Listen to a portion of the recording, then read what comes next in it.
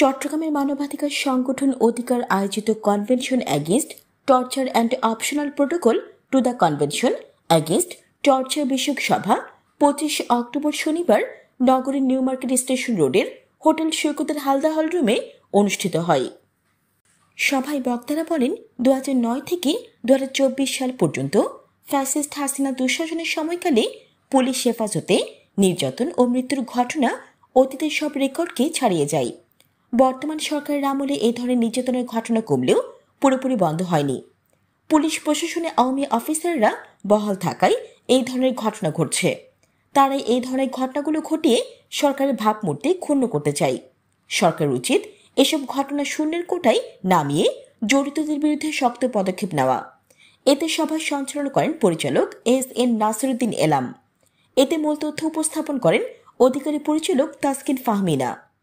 এতে আর উপস্থিত ছিলেন চট্টগ্রাম দক্ষিণ জেলা বিএনপির সাবেক আহ্বায়ক আবু সুফিয়ান, মহানগর জামায়াতের সেক্রেটারি অধ্যক্ষ নুরুল আমিন, চট্টগ্রাম বিশ্ববিদ্যালয়ের সমাজবিজ্ঞান অনুষদের dean doctor Enayetullah Patwari, Chattogram press ক্লাবের সদস্য সচিব জাহিদুল করিম কোচি, এনসিপি নেতা রাফসান জনি, অধিকার চট্টগ্রামের focal person Osman Jahangir, advocate Zia Habib Ahsan, JSD এর নেতা মোস্তফা কামাল, চট্টগ্রাম সাংবাদিক ইউনিয়নের সেক্রেটারি সবুর শুভ, মেট্রোপলিটন সাংবাদিক ইউনিয়নের রফিকুল ইসলাম সেলিম, আমার দেশের ব্যুরো প্রধান সোহাগ Kumar Biswas, police commissioner CMP প্রতিনিধি ফয়সাল আহমেদ, DIG চট্টগ্রাম রেঞ্জ এর প্রতিনিধি একরামুল হোসেন PPM, জেলা পুলিশ সুপার প্রতিনিধি Mohammad Rasel additional SP, deputy জেলা মোহাম্মদ রাকিব শেখ, সাংবাদিক কামাল পারভেজ তুষার মুজিব, মীর বরকত, ইমরান সোহেল, অভিলাষ মাহমুদ, রোকেয়া বেগম, মানবাধিকার কর্মী engineer Mohammad Momen, human rights defender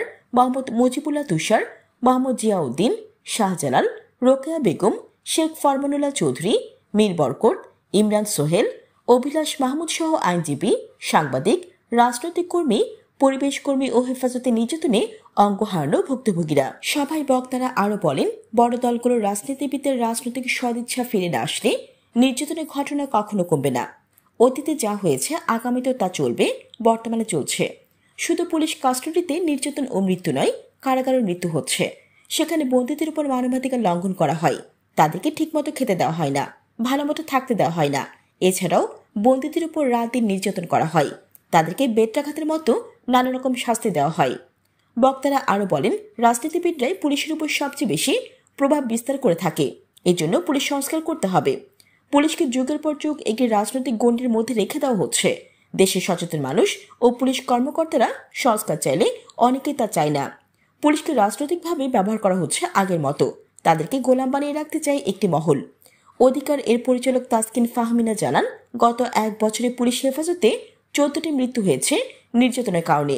Bangladesh সরকার গত 17 জুলাই কনভেনশন এগেইনস্ট টর্চার সনদ 1998 সালে অনুস্বাক্ষর করে। সেখানে কিছু সীমাবদ্ধতা ছিল।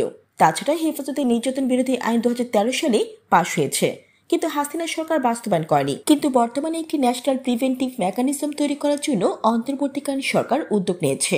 স্বাক্ষর যেহেতু করেছে সরকার, সেহেতু সেটা সরকারকে অবশ্য করতে হবে। এতে জেলখানায় নির্যাতনের ঘটনা ও মানবাধিকার লঙ্ঘনের ঘটনা কমে আসবে। জেলখানা ও থানায় কি হচ্ছে সেগুলো মনিটরিং করা হবে।